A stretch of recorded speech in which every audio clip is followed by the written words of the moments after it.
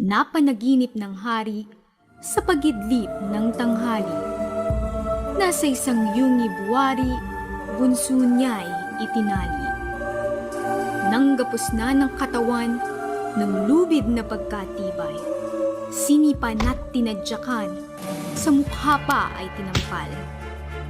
Saka biglang itinulak sa banging kagulat-gulat, sa ilalim ng lumagpak ang hininga ay nautas.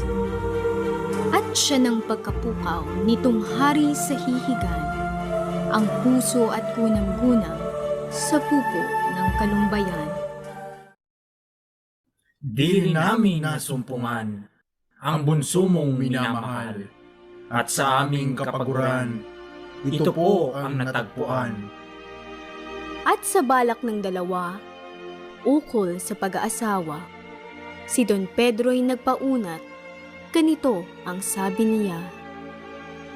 Kung ako po'y tatanungin, si Leonora na ang akin. Si Don Diego'y ikasal din, kay Doña Juanang butihin. Mulang ako'y maulila, sa akin po nga matina. 7 taon kong panatang, mamuhay ng mag-isa. Pairugan si Leonorang magpatuloy sa panata. Pedro'y pasasaan bagang di matupad iyang pita. Nang abutan niyong lobo, katawan ay lunong-lunong. Lasog pati mga butot, tugoy nunukal sa ulo. Buong suyong pinahiran, bawat pasa ng katawan, gayon din ang mga pilay na malubha at hindi man. Prinsipe agad lumakas, nabahaw ang mga sugat. Nakatindig at ang gilas, ngayon ay lalong tumingkad. Nang sumapit sa ibabaw, lobo'y agad nagpaalam. Iniwan na si Don Wat, lumiblib sa kabundukan. Niyari sa kaloobang muwi na sa kanyang bayan. Puso niya'y nalulumbay sa malaong pagkawalay. Sa kanyang pagkagulaylay, ang Adarna ay dumatal. Ang prinsipey na tanawat agad nakilala naman.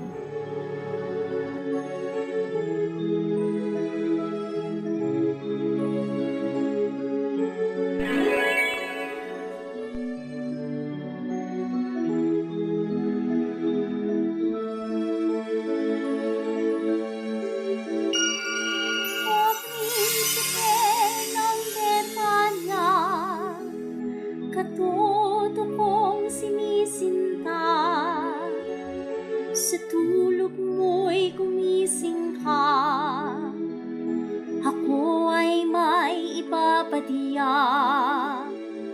Limutin sa alala ang giliw mong si Leonora. Dito ay may lalalo pa sa karangalan at ganda. Sila'y 3 magkapatid, nag-agawan sa rikid. 3 mutya ng pag-ibig, sa mundo'y walang kaparis. Sa 3 iyong piliin, si Maria Blanca putihin. Ganda niya ay tantuin, dahigang talang maningning.